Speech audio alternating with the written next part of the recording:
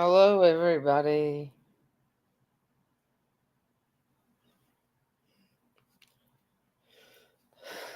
I'm gonna read you guys some.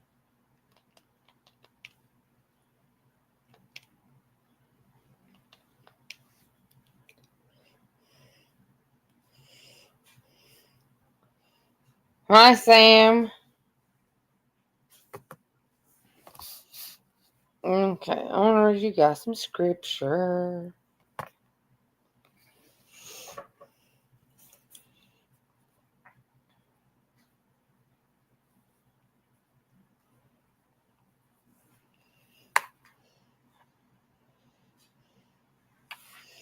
Okay, I'm gonna read from John chapter, the whole chapter. Here we go. Jesus and the marvelous catch of fish. And afterwards, Jesus appeared again to his disciples by the Sea of Galilee. It happened this way: Simon, Peter, Thomas, as Dismoso, Nathanael of Canaan in Galilee, the sons of Zebedee, and two other disciples were together.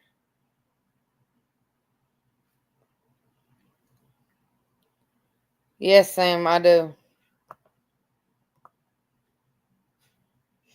I'm going out to fish, Simon, Peter told them. And they said, "We'll go with you." So they went and got into the boat. But that night they caught nothing. Early in the morning, Jesus stood on the shore, but the disciples did not realize that it was Jesus. He called out to them, "Friends, haven't you any fish?" "No," they answered. He said, "Throw your net on the right side of the boat, and you will find some." When they did, they were unable to haul the net in because of the large number of fish.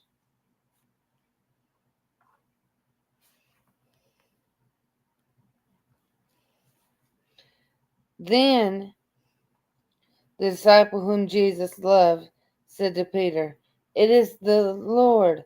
As soon as Simon Peter heard him saying, "It is the Lord," he wrapped his outer garment around him, for he had taken it off, and jumped in the water. Then the other disciples followed in the boat, towing the net full of fish. No, Justin ain't in this Bible study yet. That is Sam, Father.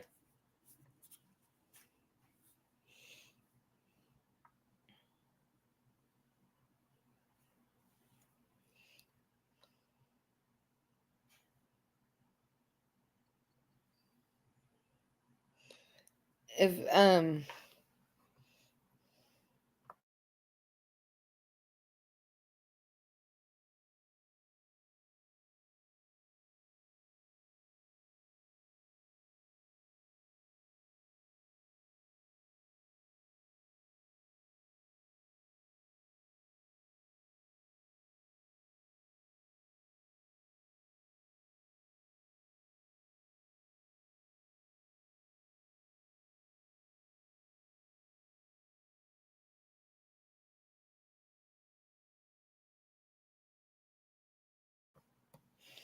I'm gonna read you guys some other Resurrection Herald.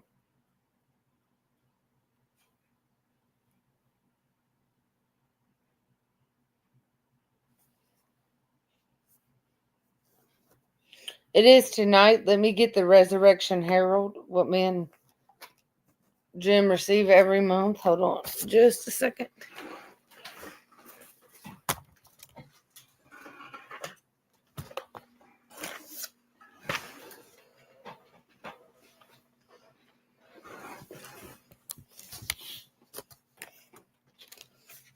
Okay. There is some debate here as whether these miracles are the act of creation or foreknowledge. As with the coin and the fish, I believe that while Jesus probably did not create the fish, there was more power exerted than mercifully knowing they were there. For this reason, I will treat these acts as true miracles. Three principal issues have been raised concerning these miracles. Hi, how are you doing?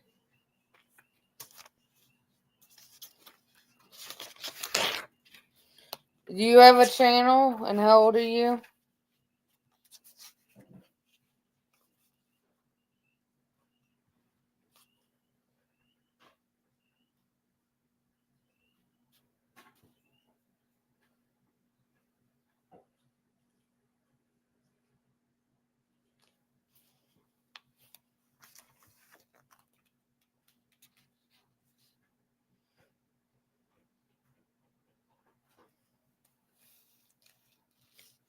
Did Luke and John record two separate miracles, or was there only one? Why didn't Matthew and Mark mention the miracles recorded in Luke when they recorded the call of the disciples? What spiritual purposes do these miracles serve?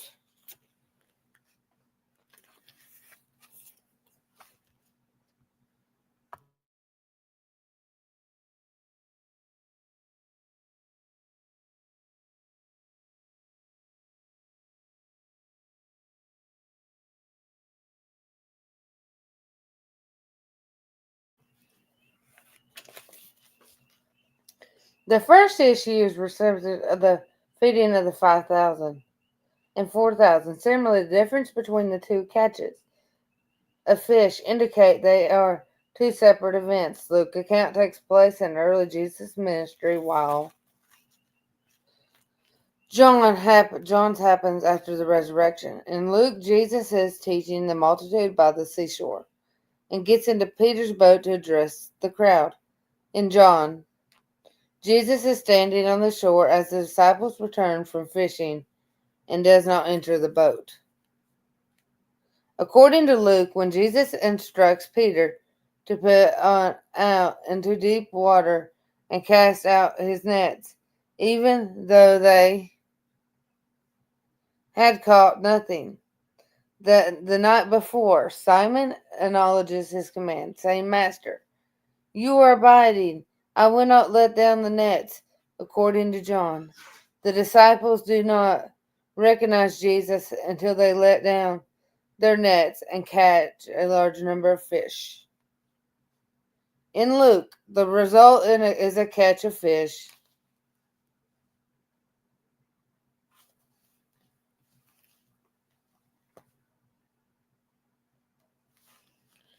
So it great fills two boats. In John, the catch is numbered exactly 153, but only one boat is needed to bring the nets to shore. Luke says the disciples include Peter and Jesus come to the shore on the boat.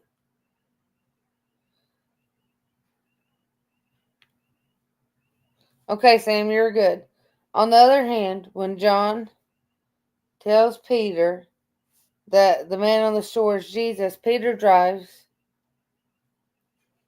into the water and swims about 150 yards to shore ahead of the boat.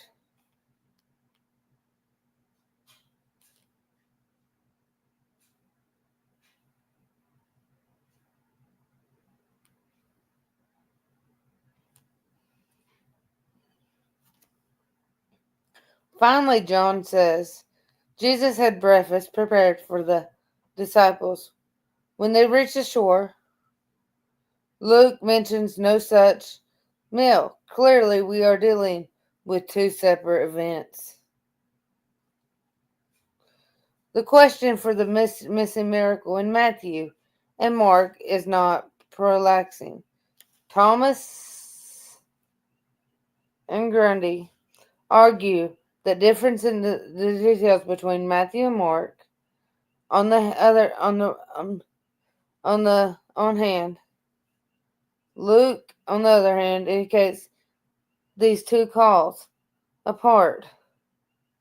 Two calls of the disciples occurred at different times, Sundays apart, allowing time for Jesus to teach the synagogue of Capernaum, heal Peter's mother-in-law, and tour Galilee. That's found in Mark 1, verse 1. Chapter 1, verse 21 through 39. Mark Moore believes the difference can be harmonized, and they are was different, only calling Peter. However, this does not account for the omission for the miracle by Matthew and Mark.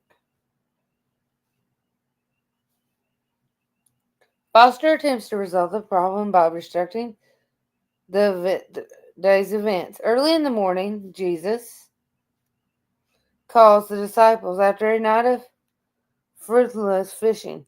Later that day, while preaching by the lake shore, Jesus had put his boat out to sea so Christ might better address the crowd.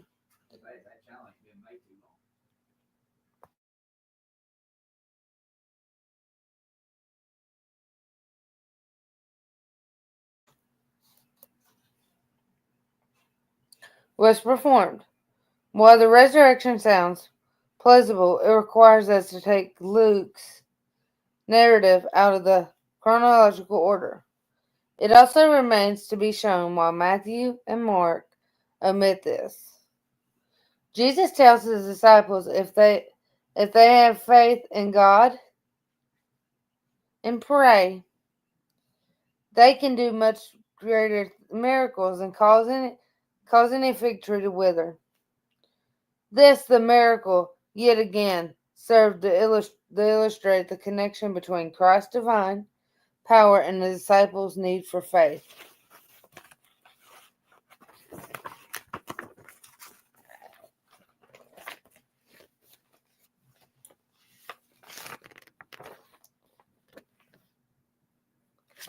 Mark, miracle. Mark may have overlooked another attempt to see the face of Peter. More likely through the miracle was so well known in Galilee that the Gospel saw no need to record this event. However, the same could have been said of any other miracles recognized by the one of the two Gospels, such as the raising of Lazarus, John 11. The best evidence there was two marvelous catches of fish come from John's account. As we mentioned above, the disciples did not recognize Jesus when he had called to them from shore. This may have been because of the distance between them. The early morning darkness, John chapter 21, verse 4, or because Jesus' appearance had changed. Since his resurrection,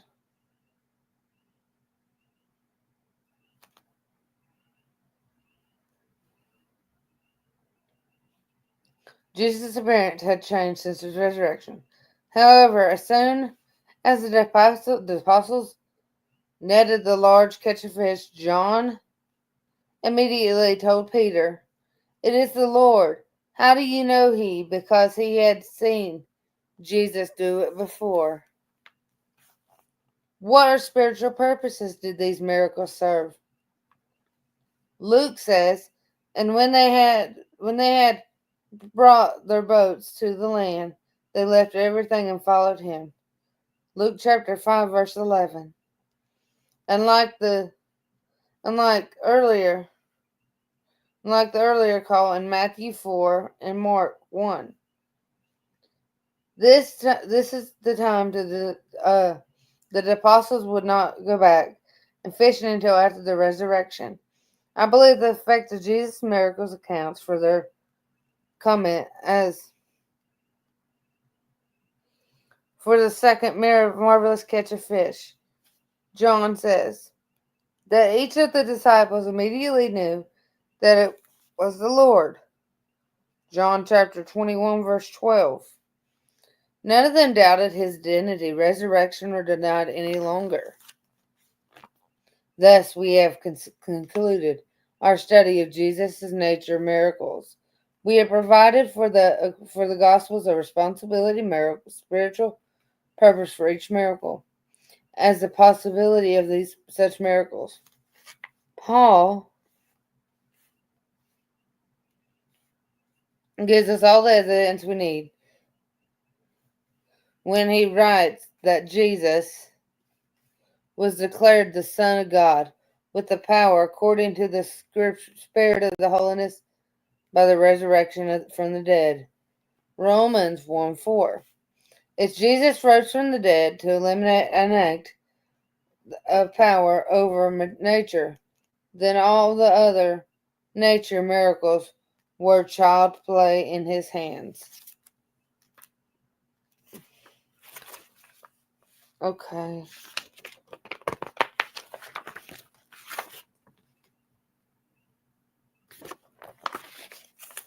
Yes, we do, Sam.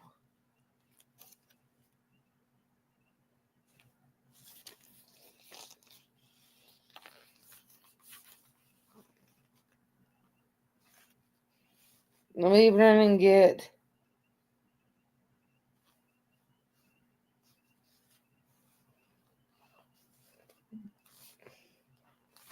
the assistant pastor.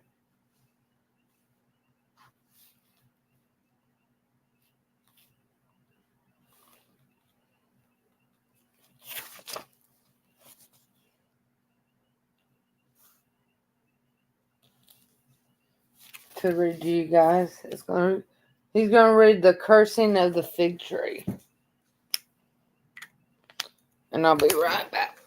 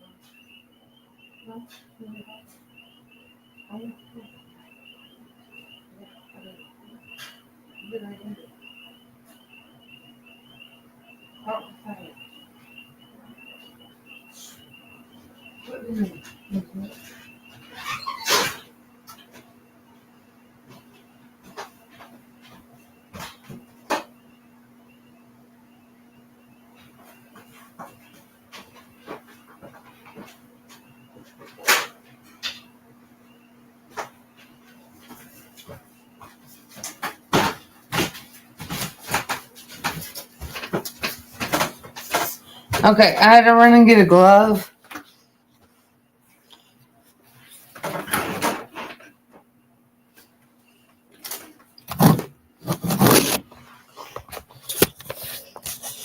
Okay, I had to run and get it, Sam.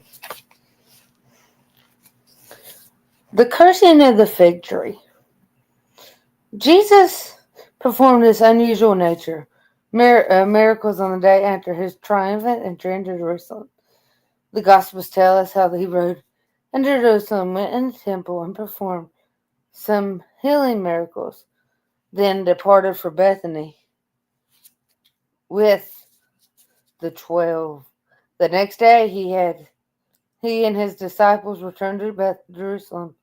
On their way, when in the city, they passed a fig tree. Being hungry, Jesus went into the tree expecting to find figs, but there,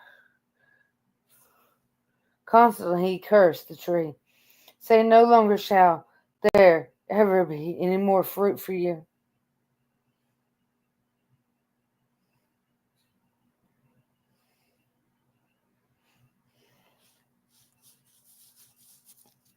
I don't have another one.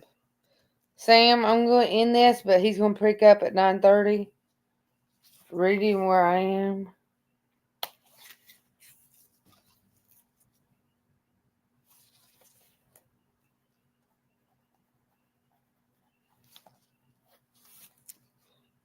Have a good day, Mr. Sam. Everybody have a blessed day. Peace.